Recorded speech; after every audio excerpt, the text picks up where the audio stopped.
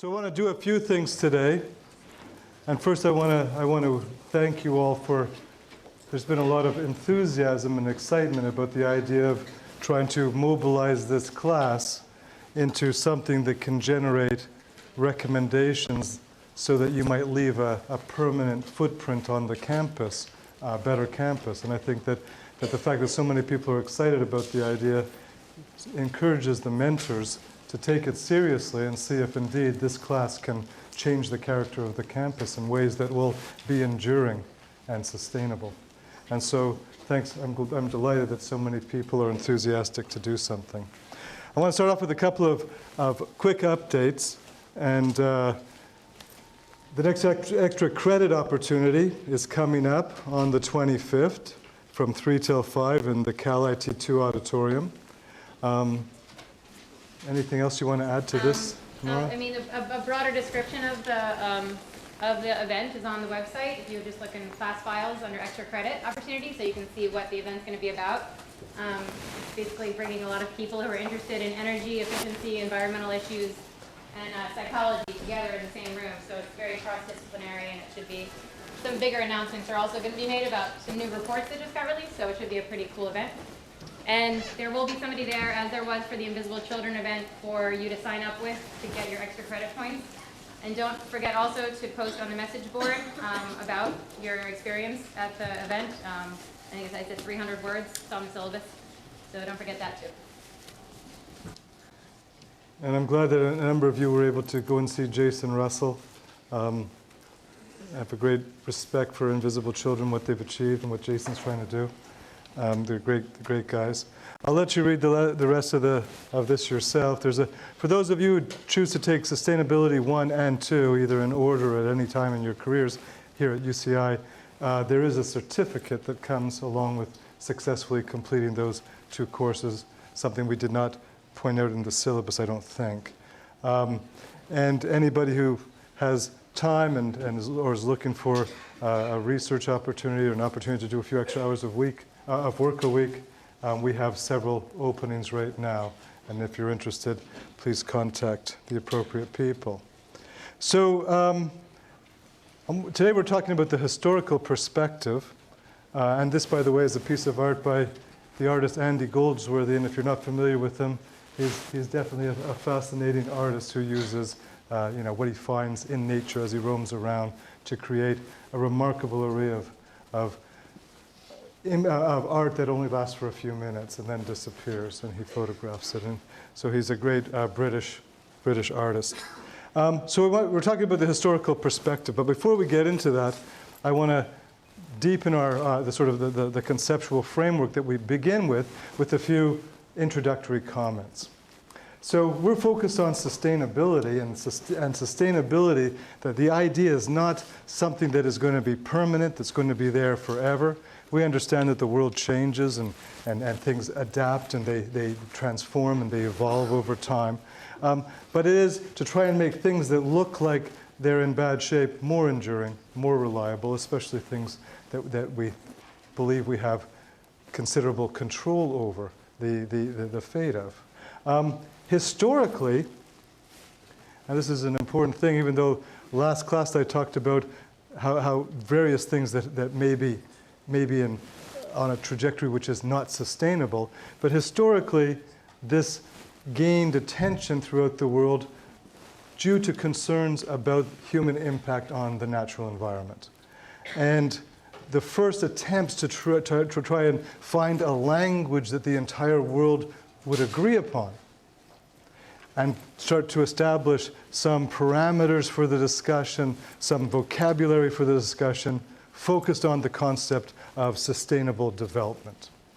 So the idea was that to engage everybody in a discussion of what were the implications of the rapid forms of global environmental change we were measuring, that the scientific community was measuring, that this language of sustainable development was an appropriate one to begin this discussion and to start to use as a basis for assessments and for actions and coordinating behavior. And still today, many people think about sustainability in terms of sustainable development. and we'll talk a little bit about this. But the idea for some people is that one concern that some people raise is that this looks a little bit like an oxymoron. On the one hand, we're talking about sort of protecting things and ensuring that they endure, and on the other hand, we're talking about continued growth and expansion and development. So for some people, sustainable development was an awkward place to begin the discussion because it built in what might be seen as a bit of a contradiction. We were going to reduce the pressure and also grow at the same time. Protect things, support them, maintain them, and so on. Now, in its early formulations, and there are lots of different ways about thinking about sustainable development, but in its early formulations, and this has persisted over the past 25 years, people focused on three things. They focused on the relationship between the economy and our desire to continue to have that grow, an idea that now gets challenged in a number of ways, the natural environment and its logic, and how we could reconcile our desire to turn it into commodities with the principles that would keep it healthy, that would sustain it, and how we would do this in ways that were fair. And so we will begin the course by looking at sustainability from the perspectives of ecology, economics, and ethics. And it's important to remember that this is not a term upon, even though people have been discussing it for 25 years, it doesn't mean the same thing to everybody. And so some people come at it very much from the perspective of economics and use that as their entry point and the most important part of the puzzle. Other people look at it from the perspective of ecology. Other people look at it from the perspective of justice. And they don't all come to the same conclusions about how we bring these things together or what they mean and so on. So sustainable development and sustainability are not terms of distinction that everybody understands in the same way. They're ideas that are an umbrella that allow a lot of people to get together and talk about things, but we know that there are deep tensions and deep disagreements over what is sustainable, what is development, how do we bring these two things together. And that means that in the political realm, and we'll move on after that into thinking about the politics, there's lots of time spent trying to see if we can come to an agreement on who has to do what and why and what we're striving for and what our goals should be and so on and so forth. What people do is they do tend to agree on certain terms as critical to the discussion. And so the concepts of sustainability and sustainable development have tended to draw heavily from biology as opposed to fields like physics and economics. And so encourage us to think of things in terms of systems. They focus on networks and interdependencies and connectivities and so on.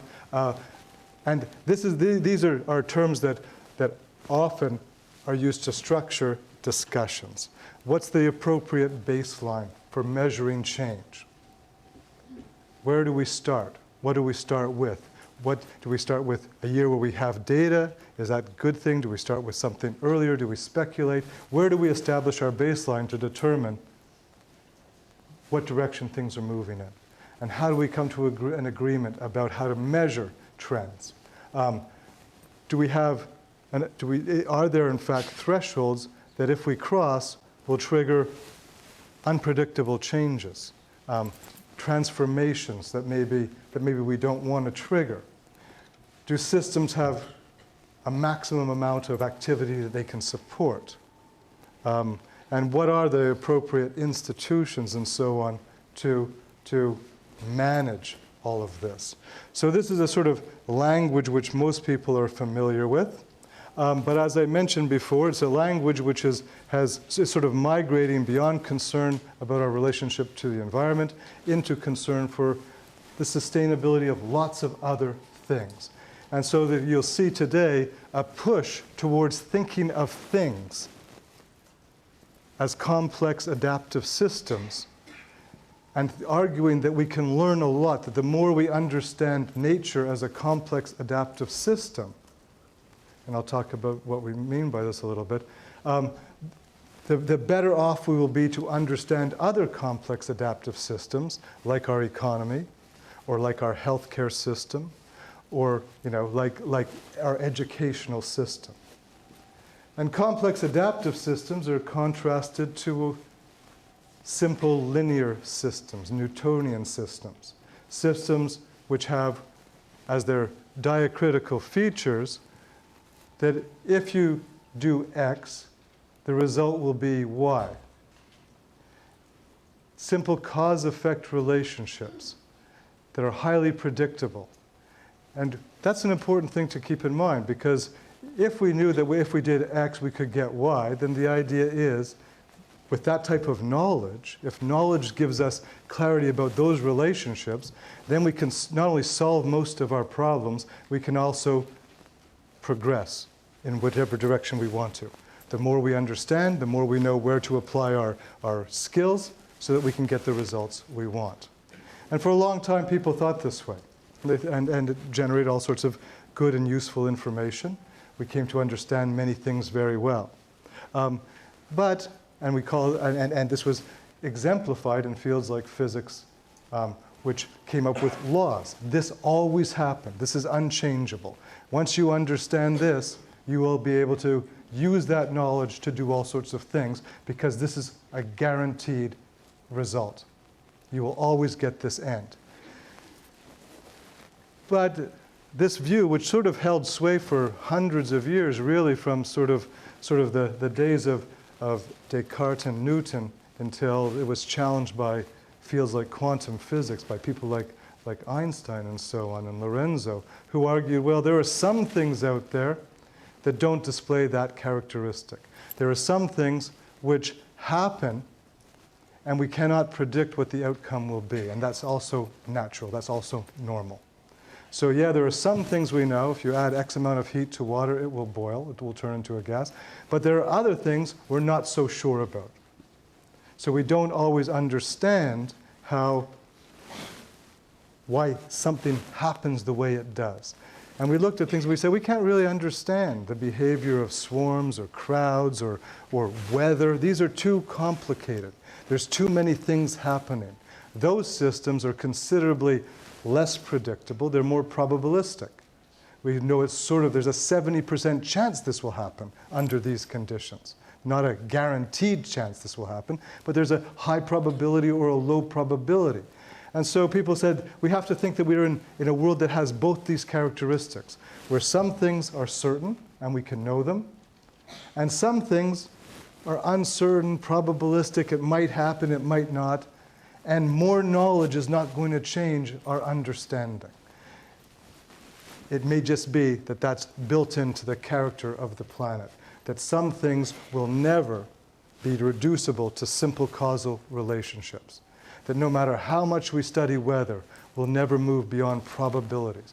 We'll never be able to simply predict weather everywhere in the world. We'll never be able to predict the way bubbles will form, the way steam will form, the way clouds will move, and so on, because too much is happening. Too much is happening in these systems. And so people say when we look at something like university education or public health care, if we simplify it too much and we say, oh, healthcare is an end, and it's caused by these things. It's caused by genetics, it's caused by lifestyle choices, it's caused by medical care, it's caused by the quality of the environment you inhabit. And if we want to improve public health, we simply have to decide where can we make the most progress in these four things which determine public health. And if we decide that right now we can invest most heavily in improving the quality of the air or water, we'll make that investment and public health will move up. Or if it's in terms of better medical care, we'll do that. And what complex theories tell us is it's a little bit more complicated than that.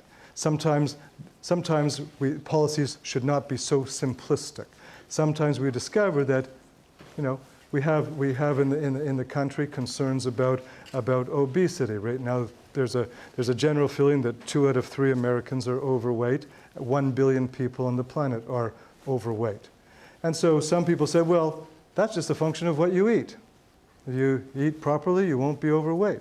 So here we'll publish dietary guidelines, we'll inform people about what they do, and then they say, well, why isn't that changing things? Why doesn't that change things? It's simple.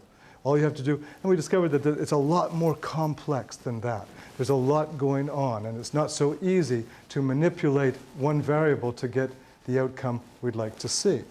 So we can learn a lot from this discussion of sustainability when it comes to addressing issues like public universities and healthcare and so on.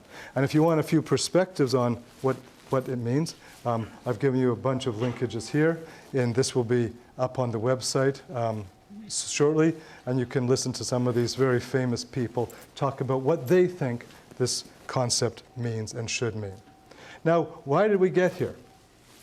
Well, as I just sort of said, there was a time for, and I'm going to talk mainly about Western civilization right now because I only want to devote about a minute to this, but there was a time when people thought that, in the Western world, that nature, the natural environment, was a punishment that we had received for the original sin. And very famously, and you may or may not be familiar with this, but for most of the Middle Ages in the Western world, our understanding of the world was shaped by three documents. The Scriptures, St. Augustine's City of God, and St. Benedict's Rule. Those were the three most powerful and influential documents. So you can imagine, for a 1,000-year period, those were the documents which explained things to most people living in Europe and around the Mediterranean, Northern Africa, and so on. Those were the three documents. Imagine that compared to today, where we have millions and millions of documents. And the argument about nature, which was most widely received, was that originally, people didn't age, they didn't get sick, they didn't experience lust, there was no such thing as hunger. They lived in a perfect state in Eden. And when they sinned, they were pushed out and forced to deal with a very, very hostile environment. It was punishment. And in that hostile environment, they could get sick, they could get injured, they could go hungry, they could experience thirst, they could die. All these things happened in nature. So the basic idea of life then was, how do you escape nature? How do you get out of that? And there was one obvious route out: salvation, heaven. So for a lot of people, this was something you had to endure, living in this. It didn't look like this. You had to endure that for 30 or 40 years, and then hopefully after that, you'd end up in something considerably better. Why? Because, and it was a good reflection of most people's experience in their daily lives. They went hungry often, they were often cold, when they got sick, there was often very little they could do about it. If they had an accident, there was very little they could do about it, And so their experience was with people getting sick and getting injured and dying young and dying suddenly, and having very little resilience and capacity to do anything in the face of that. And so nature seemed like a pretty brutal experience, a pretty brutal thing. And people were terrified of the idea of being lost in nature. It's a very recent thing, a very recent phenomenon, that people have liked the idea of going out into the wilderness themselves and sort of, being alone with nature and finding that in some ways therapeutic or expanding or liberating. In those days, that might be a function for some highly spiritual person who would go and live in a cave and eat locusts and honey. But for most people, the idea of being alone in nature, at the mercy of wolves and cold and so on, and accidents, was a terrifying experience. But people believed there was very little way out.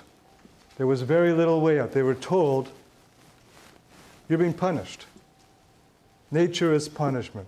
And what the result of that is, you're going to work hard and then you're going to die. And that was unnecessary, but that's your lot. Now, a bunch of things happened to dislodge that view. land scarcity, probably what may well have been the most important trigger to innovations. And people began to experiment with other ways of surviving. And this ultimately, over the course of 300 or 400 years, led to a radical restructuring of how people looked at the world they inhabited. It led ultimately to, through this period of the Renaissance, this great innovation, the shift of the economy towards all of a sudden people who thought that, in the Middle Ages, you did what your father did, and that was what your grandfather did, and what your great-grandfather did, and your great-grandfather. And unless you were part of some sort of elite ordained by God to rule, unless you were part of that, if you were privileged by God in a special way, then maybe you could have great wealth, and maybe through marriage and conquest you could accumulate more. But for most, your average peasant, you were born poor, you would stay poor, there were no prospects for change ever. Your kids would live that way, your grandchildren would live that way, your parents lived that way. That was it. And then all of a sudden, people began to experiment, driven probably by scarcity, with alternative ways of living. And those people became the great merchant classes of Italy, and they generated wealth, so much wealth that they became a force on their own, a force outside the world of kings and dynasties, a powerful force, a force that could challenge it. And they became the patrons of arts. And ultimately, they became the patrons of science. And science paid off big time. Science, freed from a world of religion and superstition, began to look at the world not as something, punishment, but as an order that could be understood, that could be explored and experimented on and understood. And as it became understood, it became less terrifying and more amenable to manipulation. So scientists began to look at the world very differently, and they said, wow, as we understand this world, we can change it. And that was a simple relationship. The more we understand, the easier it will be for us to change it. And if we can change the world, there's no end to where we can go. We can have progress forever. Because all of a sudden, we can harness that thing that seems so terrifying and unchangeable and turn it into energy, and turn it into new types of housing, and turn it into infrastructure. We can do things with it that were unthinkable. At least unthinkable for that 800-year period. There had been experiments of this sort earlier in Europe, and certainly in other parts of the world at different points in time as well. So we're talking about a very particular experience, but a contemporarily powerful one, a very influential experience. So a whole new view of the world came. It wasn't punishment by God, at least that wasn't the metaphor that scientists were going to use. It was something that was orderly and that could be understood and that responded to fairly simple cause and effect relationships. And as we explored those and understood them, we could leverage them into things like energy for ourselves. And the achievements of the industrial era were remarkable, truly remarkable. And they led to the giddy claims of people like Adam Smith and Karl Marx that, wow, we could ultimately emancipate ourselves from nature. And we could become whatever we want. We could all have whatever we want. There was no end to the possibility of progress for us. The more we understand, the better off we'll be.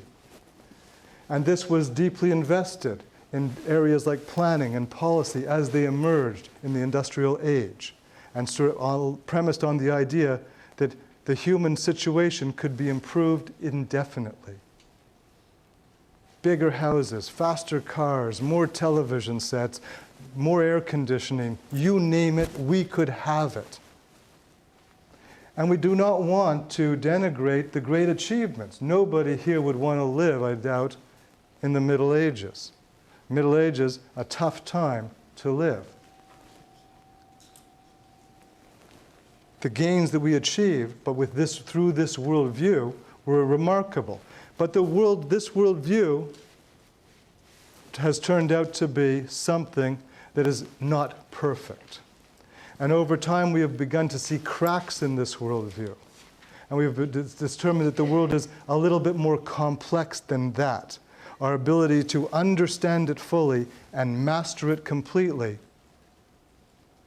is probably less than we once imagined. So we have got a new age of sort of humility where we say, okay, maybe the promises of the 18th and 19th century were a little over the top. Maybe what we can achieve is a little bit less. And guess what? The progress of the past 300 years has improved us in many ways. We live longer, we eat more, we have things that nobody could have dreamed of in the Middle Ages. iPhones and iPads and computers and cool stuff. But we also have generated unprecedented waste. And we've transformed land cover in unprecedented ways. And it turns out that these things feed back into our systems with massive challenges. Challenges to our health, challenges to our welfare and well-being. And this began to, the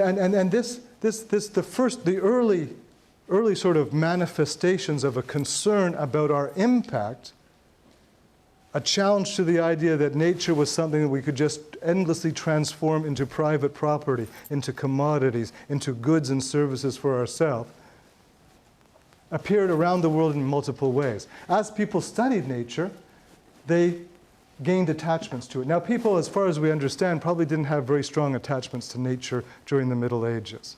Robert Darnton, the French historian, writes a famous book, The Great Cat Massacre, in which he talks about how medieval villages let off steam, through these festivals, these drunken festivals that they would have once in a while. And repeat what book that was? The Great Cat Massacre. The Great Cat Massacre, yeah, well worth reading. And one of the things he points out is that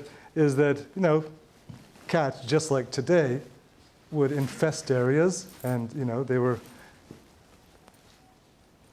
horrible little creatures that would kill birds and so on.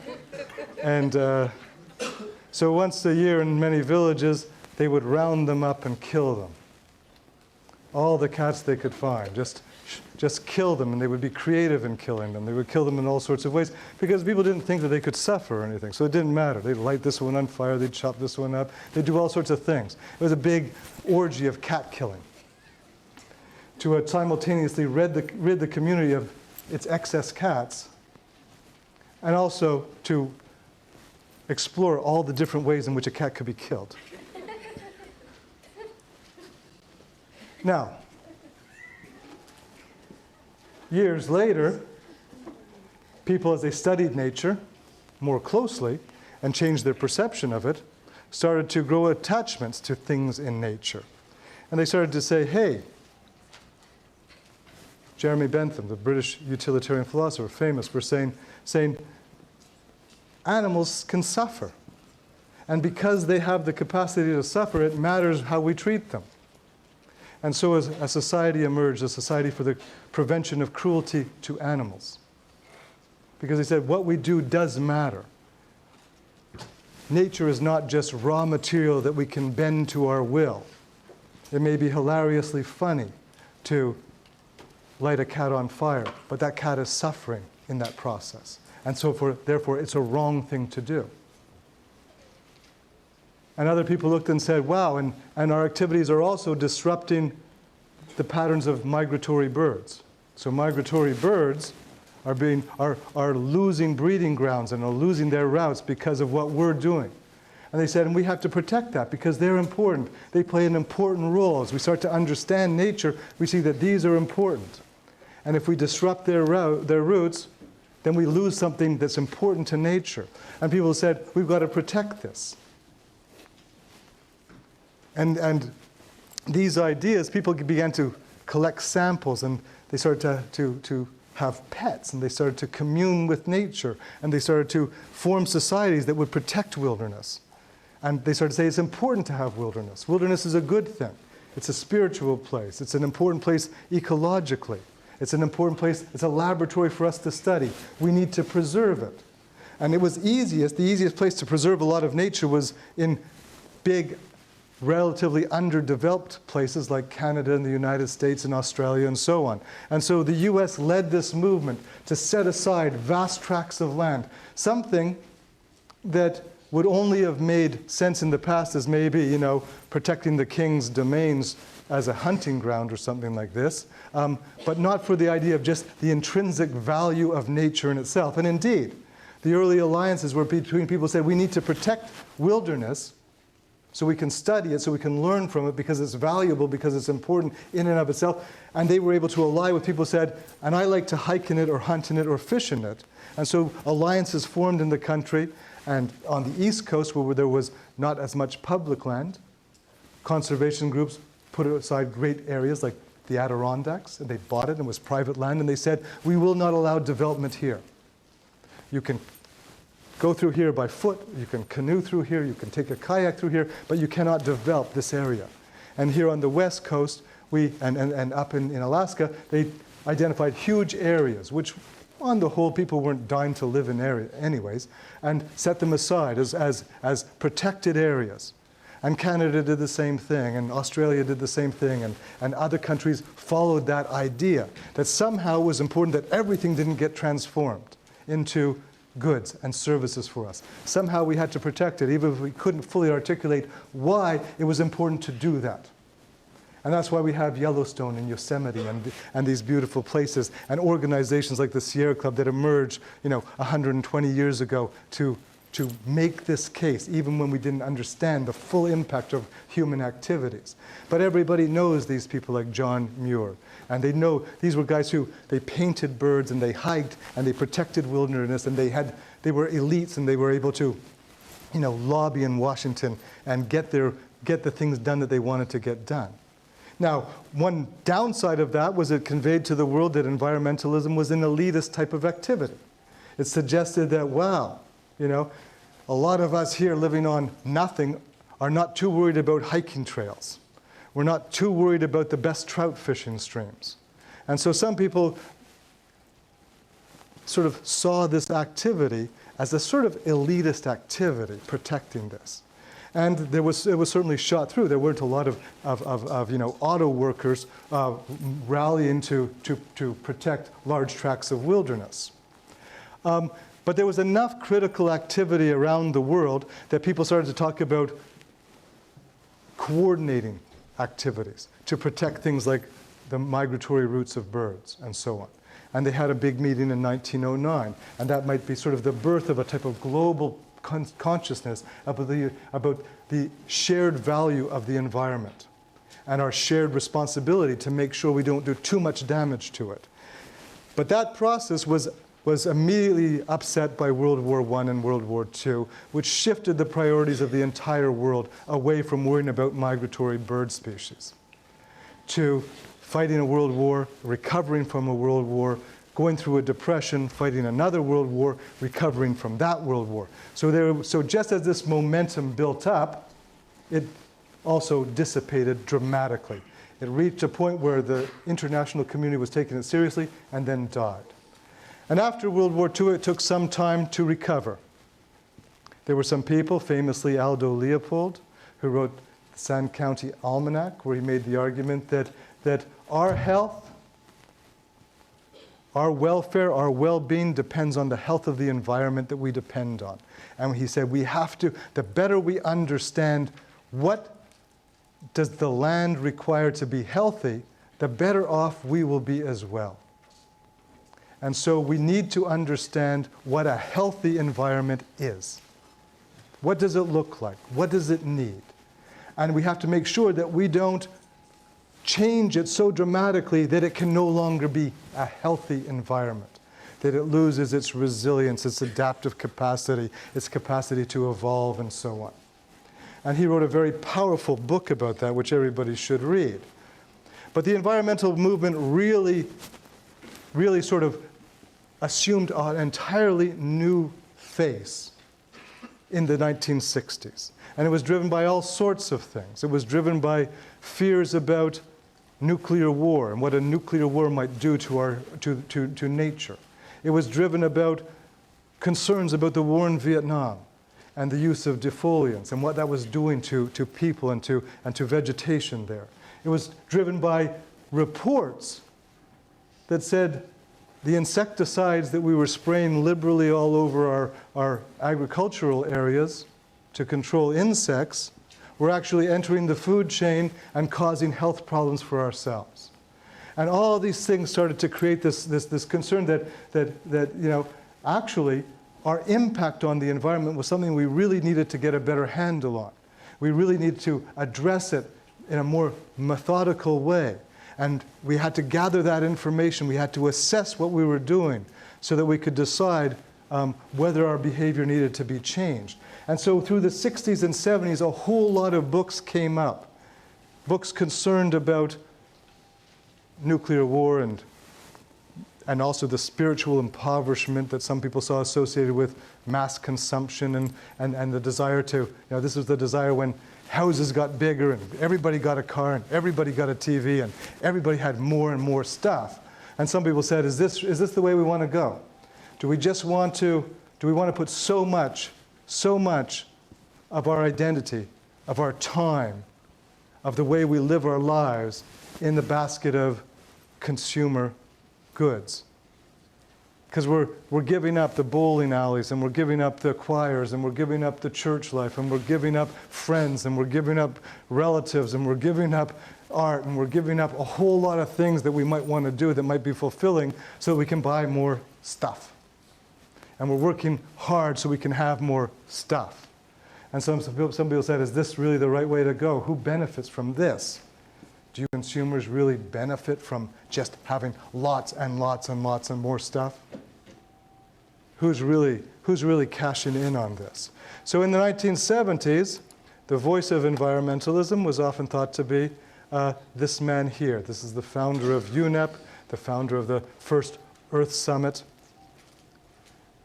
a person who is today still loved and reviled as one of the people, and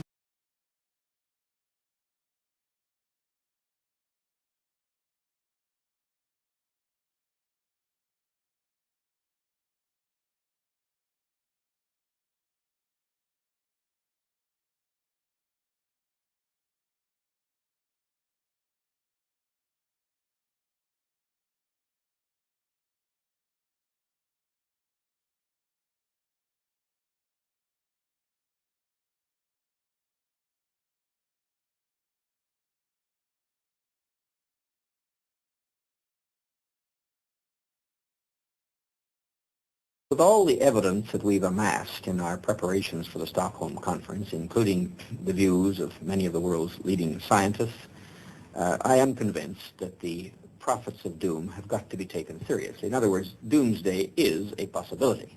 I'm equally convinced that doomsday is not inevitable. Why do you think they have to be taken seriously? Well, they have to be taken seriously because it has become apparent that today man's own activities have reached the scale where they are the principal determinants of his own future. For example, we are now, today, effecting more changes in the composition of the atmosphere, in the composition of the waters of the world, in even the composition of certain elements in our food chain. We're making more of these changes in one generation that have been made in millions of years of human evolution. We don't know exactly what will be the ultimate impact of these changes, but we do know that many of them are irreversible and many of them could be decisive in their effects on man's future. This question is not a matter of one man or one group of people's predictions. It's a matter of the fact that an increasing number of very serious-minded scientists have produced evidence from a whole series of events, many of them the well-known pollution or environmental problems that have come to our attention, that the natural world in which man lives and on which he depends is indeed deteriorating, is being destroyed in many instances at a rate that is accelerating and that can only continue to accelerate unless we begin to control the activities that are having this destructive impact. Now, whether we are pessimistic or optimistic depends really on what we think about the nature of man. whether we really believe that man, in light of this evidence, is going to be wise enough and enlightened enough to subject himself to this kind of discipline. Awesome. So you get the gist of what Morris Strong was about, a lot of credibility assigned to science, and a concern that we still hear today that we have the sort of the future of our species depends a lot on whether we continue to transform the environment at the pace that we have for the past 100 years, 200 years, 300 years. And that concern led to an incredible scientific effort to understand human impact on the environment. And so throughout the world, people began to do environmental assessments, to ask what's happening in our space, to our water, to our productive land, to our air quality. What's happening here in each part of the world? And we built up very quickly this sort of impression of the world that was scientifically grounded, not perfect, but quite good, that allowed people in the 1980s and 1990s to make the case that, wow, the changes we were responsible for were on a scale that we had never really expected. They were much more dramatic than people thought, and they required immediate attention.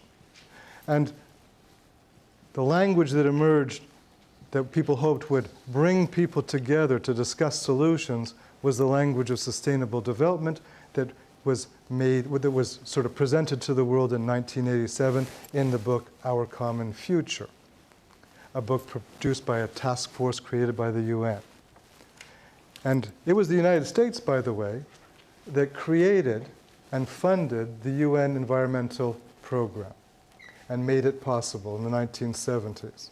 And it was the UN that was, at this point in time, for this period, probably the world leader in getting this stuff going. The US had its periods when it was more of a leader and periods when it was less of a leader, but in the 70s and 80s, a lot of the research, a lot of the arguments, and a lot of the experiments with legal instruments and other types of things and technologies to change direction took place here. Not all, but a lot. There was a critical mass of activity here which was important and which enabled things like the Earth Summit that took place in Rio in 1992, and at that time the creation of the Intergovernmental Panel on Climate Change, which reported in 1992 and has reported every 5 years or so since that time. Now, I'm going to not go through the entire thing in detail, but just focus on some of the key events of the last little while to give you a sense of key moments of our recent history, of the history of your lives, that might be important for you to know about. But Our Common Future, with its notion that sustainability had to do with meeting our needs without, compromising the ability of future generations to meet their needs, that's a definition that lots of people understood. Maybe not entirely in the same way, but it made sense to them. It was a way of thinking that made sense. We have a responsibility to the future, and what we do matters. It will determine how much water and how good quality the water will be, and whether there'll be old growth forests left, and what the coast will be like, and whether you can swim in the lakes, and all these things will be determined by our behavior, because we're the ones who are aware of it and who have some control over the situation.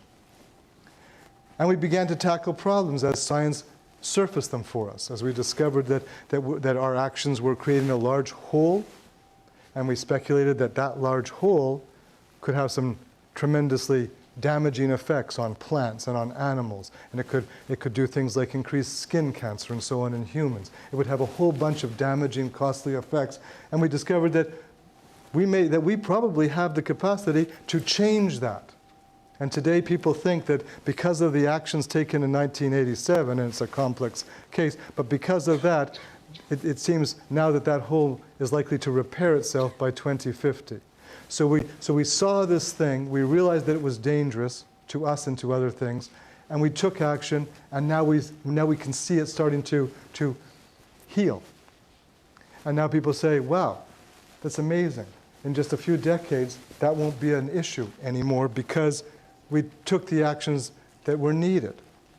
People around the world, people focused on where are the big things that we have to be concerned about. We have to be concerned about the rainforests and the lungs of the earth, they were called, in the Amazon. We have to be worried about climate. We have to worry about the sort of the unintended externalities of our desire to build supplies, more supplies, to find more supplies of oil and gas and coal.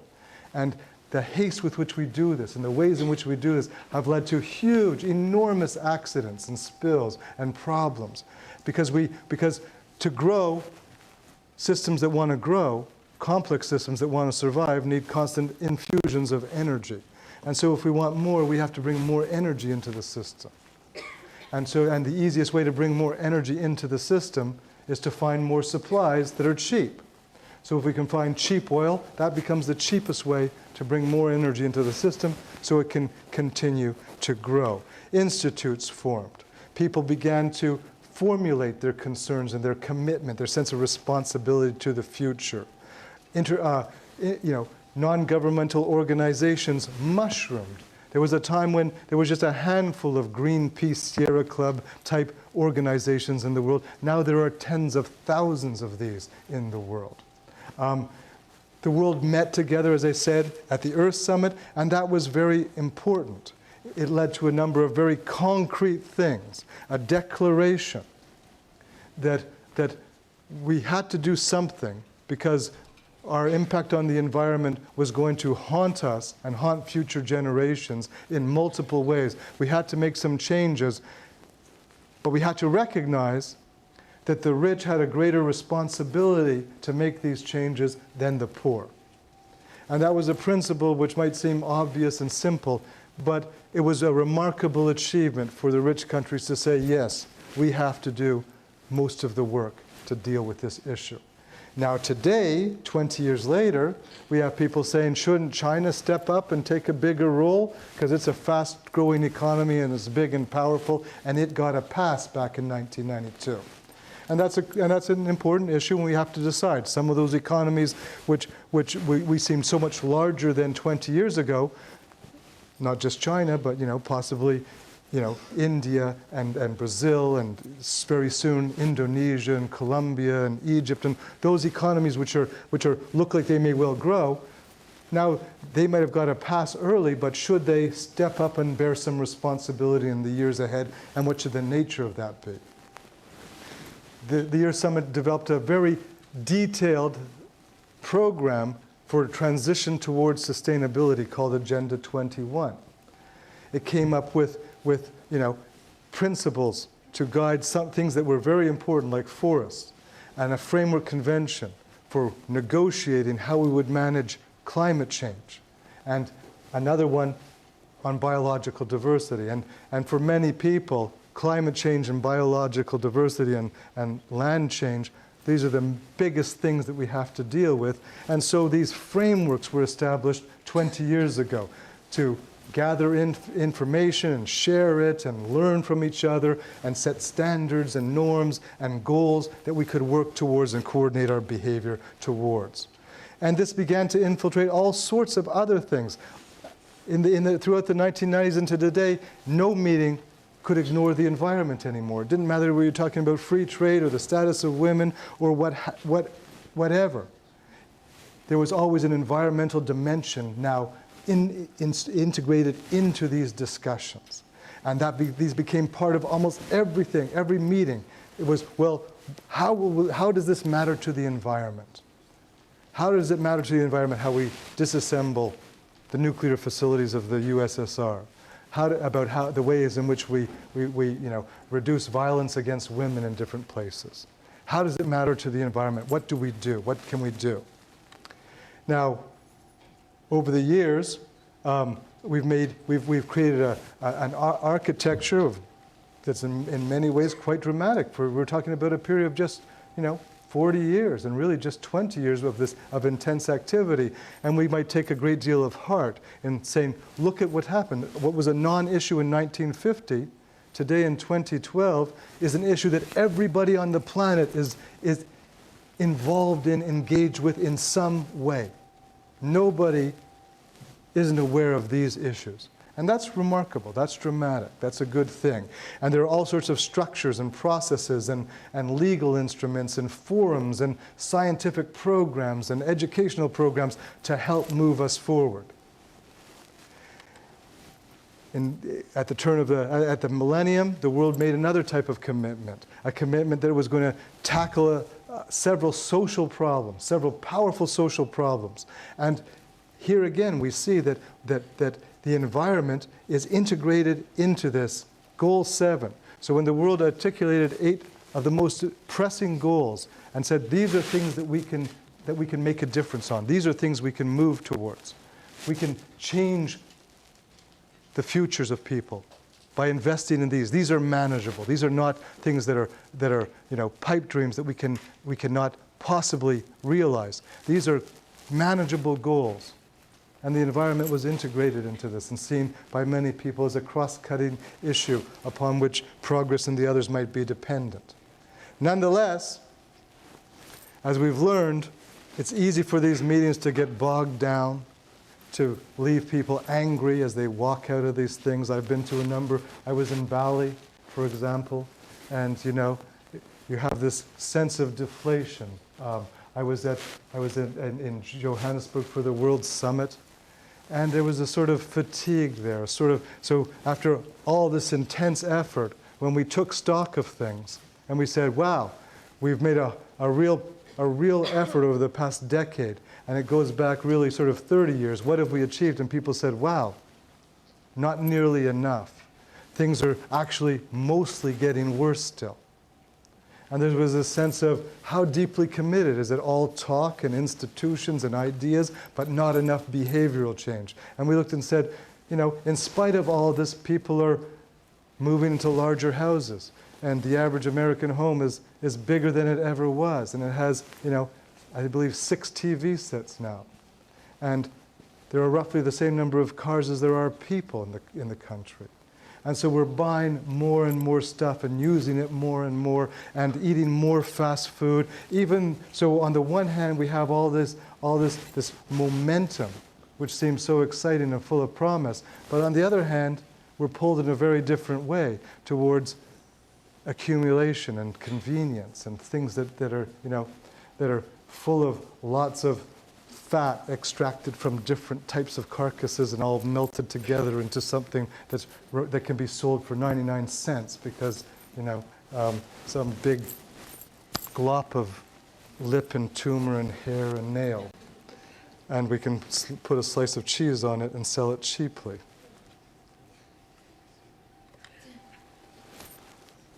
So that's just a metaphor for a hamburger. But I'm sure you're all aware that in order to produce 99-cent hamburgers, there are the standards have to be fairly low.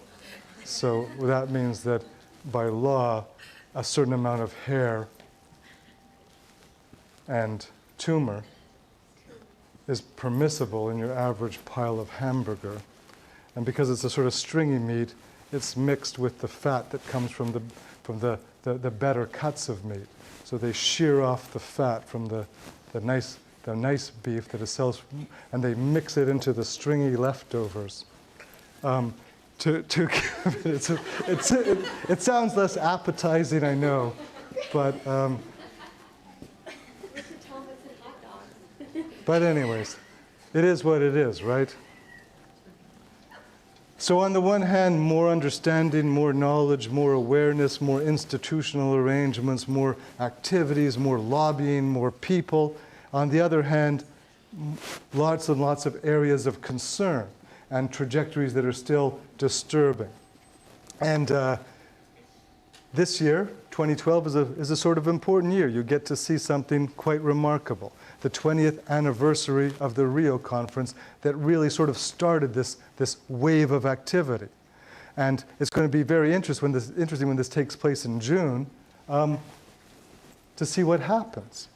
And when you have a little more time, if you go to this, should I bother clicking it? Will I be afraid to? Well, this that next link, I'm looking at the time here. I don't want to waste your time. I don't want to waste any of your time. Let's take a quick look at our buddy, who is an element of continuity through all this. And here he is again.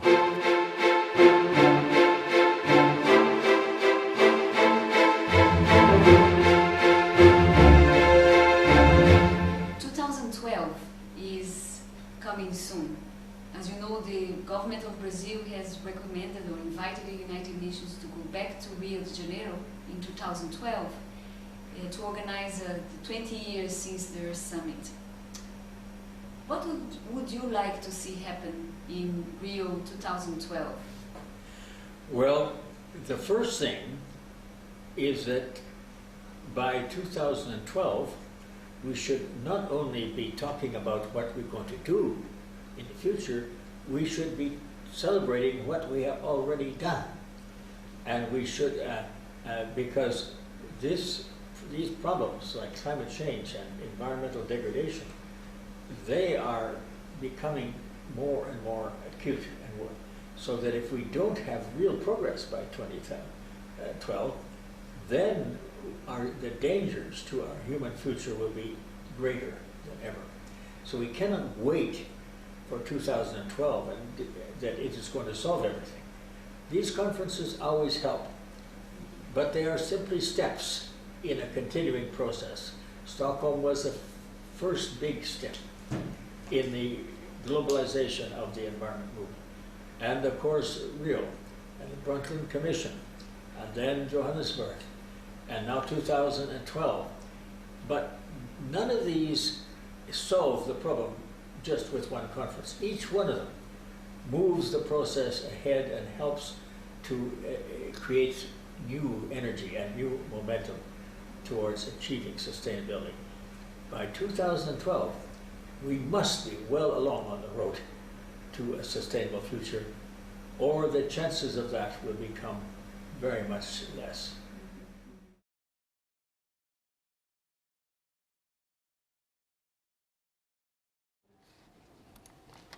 So Maurice is still going strong, still concerned, and wants us to assess the achievements. And as I've tried to point out, there have been a lot of achievements. A lot of remarkable things have happened. A lot of people have been pulled together. The depth of our understanding is truly remarkable. We have some great information about what is going on in the world. We have a sense of what we don't know. We have a sense of what we do know. And we have something unprecedented. In 1972, only a small number of people gathered in Stockholm. In 1992, it was still a relatively small number of specialists and experts who gathered in Rio. When I was in Johannesburg in 2002, it was big. It was really big. There was lots of activity. There were lots of people there, thousands of people there. It was a big party for all of us. This year, they've used social media. If you could build the future, what would you want? I want healthy food and clean water for all of us.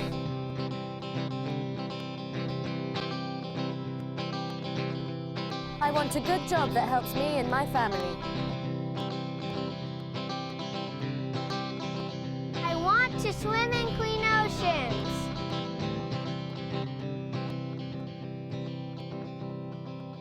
I want to leave a healthy planet and a world of opportunities for my grandchildren. At Rio in June 2012, it's up to all of us to shape our future. What future do you want? The global conversation starts now. Be part of it.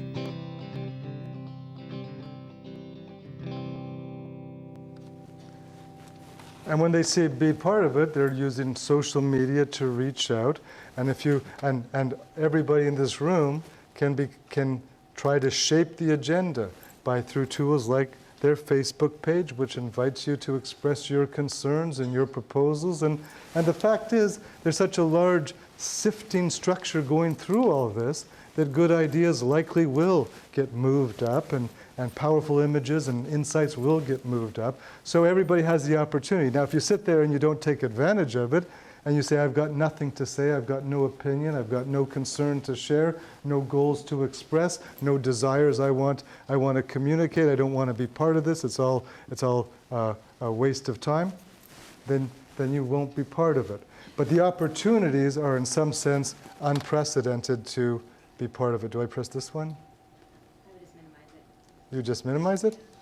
All right, so here we are back here. So 2012, which is now this conference is only 6 months away. So there is this opening, this opportunity to see who will be the people who shape this agenda and who shape the messages that come out of 2012. Will it be young people in the United States? Will it be business leaders in Europe? Will it be people from the developing world? Whose messages are going to get, and that depends, of course, who participates and who takes this seriously. And around the world, people are participating and becoming involved in this. People can be cynical about it. They can decide that this is not going to solve everything, and there's no doubt that, one can't put too much on a single set of meetings that take place. But there's a great opportunity for involvement here. World's biggest hamburger. Oh yeah, sort of appropriate. Anyways, through the activities of the past, what we're going to think of as contemporary concerns about sustainability, from an environmental perspective largely, but as we'll talk about, much gets added into this conversation. A number of lines of debate have emerged. And one of the most powerful and continuing lines of debate that has emerged is what's the real problem here? What's the real problem? Or, if we approach it differently, what is the variable driving the problem over which we can exert the greatest control? And in its most elemental forms, people have focused on, should we stop that next 3 billion people from coming? Should we tone that down? Why do we need to grow to 9 billion people? Or do we rein in that 20% of the world's population that is consuming about 95% of what gets consumed? And it's actually roughly 83% today. So 20% of the population consumes about 83% of the planet's resources day after day, and the other 80% consumes the remaining 17%. The bottom 20% consumes less than 1%. And here's one dilemma. You can look at it one way and say, well, most of the population growth is taking place among the poor people whose footprints on the environment are relatively small. And so while it's nice to control them and say, do we need 3 billion more poor people born in Africa and Asia under conditions of drought and agricultural concerns and so on the other hand, you can look at it, well, 20% of the world's population is consuming almost everything. And don't they need to scale back? And shouldn't we focus more on reducing consumption among the wealthy? And then so you'll say, yeah, but what's easier to do? And should we try and do both? Do we need to try and control population growth and scale back consumption? Do we need to focus our efforts primarily on consumption? Or is this a false set of choices? Is this even the best way to think about it? I'm not saying that these are the best ways to think about them. I'm saying these are the lines of debate that have emerged. This is more empirical than normative. I'm not saying this is my preferred strategy for discussing environmental issues. Another important line of debate is, can we innovate our way out of this? Do we have that adaptive capacity? We're ingenious. We can do amazing things. But is the supply of our ingenuity going to be at the rate at which it's needed and in the places it's needed to solve these problems? And some people look and say, we can do remarkable things. We can adapt to these changes. We can innovate solutions. We should trust in our creative capacity, our ingenuity. And other people say the messages about the needs are being picked up by our markets and our engineers and our building contractors too slowly. And so yes, they may in theory be able to make these changes, but they're not making them fast enough. Now these are lines of debate because you can develop evidence on either side, because you can argue either side pretty compellingly. You know? And so the people who think we can innovate say, we're getting a lot of information into the economy, into the classroom, into people's households. And the changes are taking place. And we should nurture that and be enthusiastic about it. And other people say, we're not getting it, so we should be preparing for crises. And this year, if you read the paper this morning, how many people read the newspaper? And I mean online versions, of course. You know, 14 disasters that have cost over $1 billion this year. There's a steep escalation in the cost of disasters. Very steep. So these disasters, these crises, are costing us more and more. And people are starting to say, what happened in New Orleans, and what happened in Japan, and what we've seen happening in the past 2 years in Pakistan and India and Bangladesh. Massively destructive floods, and the droughts that we're seeing in the Horn of Africa, and these sort of things. They're happening at a rate that is greater than in the past. And that's not just a function of more people, therefore more disasters. It's a function of also more severe weather events and more flooding because of global environmental change. So some people see us as we ought to be prepared for the crises and ask ourselves, what are we going to do when the type of breakdown that Japan just experienced happens here in California? How are we going to manage our way through that? What is that going to mean to us? Are you individually prepared to take care of yourself for a month or 2 months or 3 months? Or will you be in serious trouble if you discover that Albertsons is closed? And even worse, I can't think of the place, Panda Express is closed. Did I just offend somebody? One of our sponsors? Another important line of debate. You know, how do we partition responsibility? We've got the North with so much wealth, but it's not growing anymore, and its population is stagnating, its economies are stagnating. We've got what has historically been referred to as the South, or the developing world, or the non-OECD countries, and some of them are taking off. Some really, really remarkable economic progress, development throughout Asia, and in South Asia, in India, in Bangladesh, in Africa.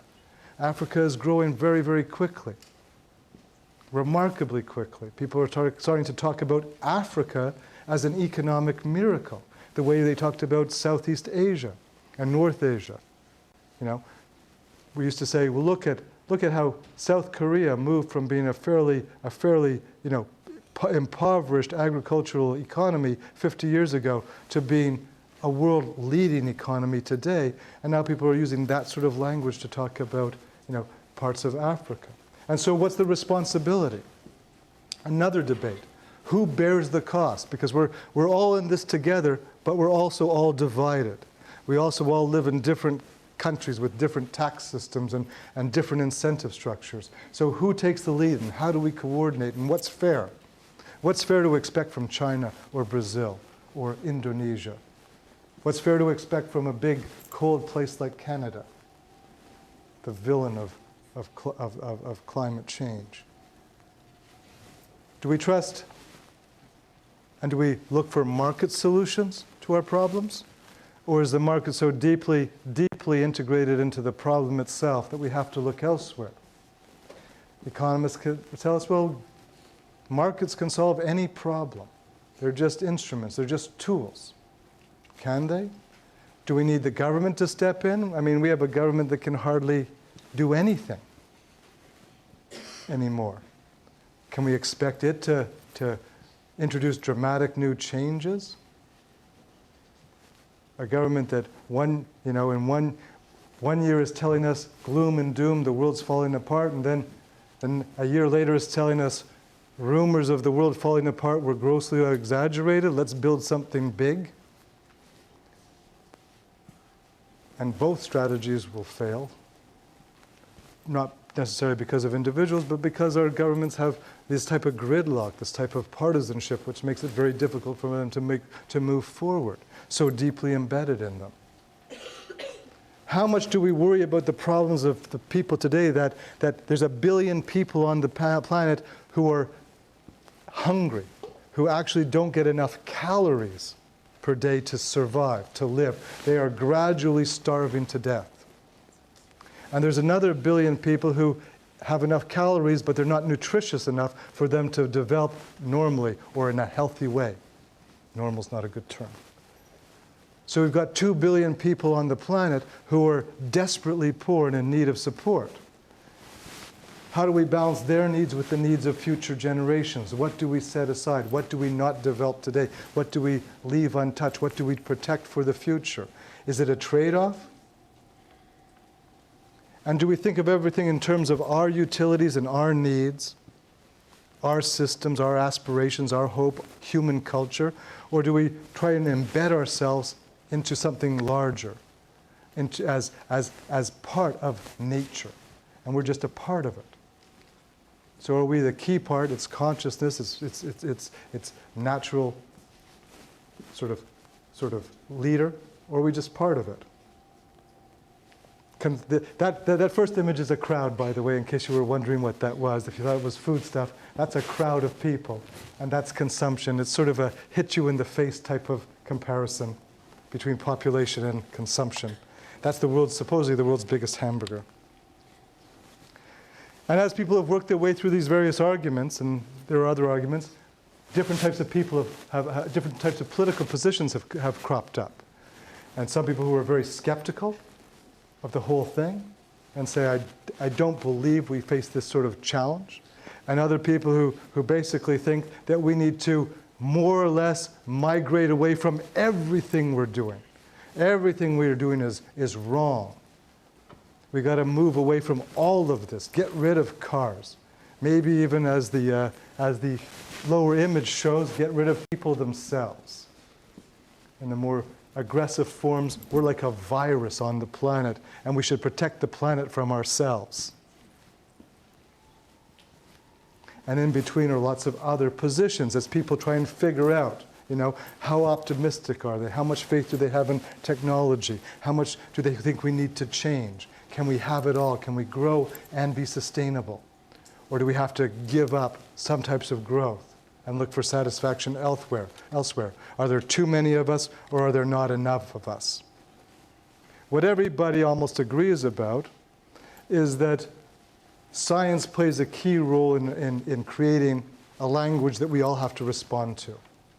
That doesn't mean there aren't skeptics about science. There certainly are. But science tends to be the language that the discussions begin around, scientific findings. So science plays an important role in this, a really key role. Scientists are important in giving us information. And one of the big problems is that a lot of the people who are receiving the information don't understand science well enough to really process it effectively. So they hear stuff about biodiversity loss, or land cover change, or sea level rise, or glacial melt, but they don't really understand enough to know, what does that mean? What does that mean? And where is the uncertainty in this narrative? And where is there high probability and so on? They don't naturally know this. And so a lot of this data just sort of flows over like whatever flows over you. Like dry humor. Like science and dry humor, obviously. So I'm just joking. So we see a lot of this stuff, and it's compelling, and it tells a powerful story, and we see a lot of convergence in the data, and we see why people are concerned. This set of slides is all about climate change and about the prospect of moving out of what people think of as our sort of comfort zone.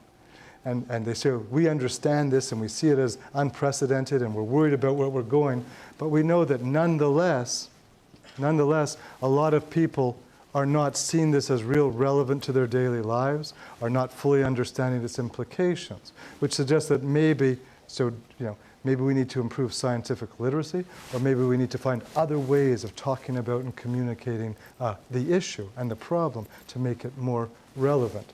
But it's time for a break unless anybody has a pressing question. Nobody? You're sure? None of you? All right, break time.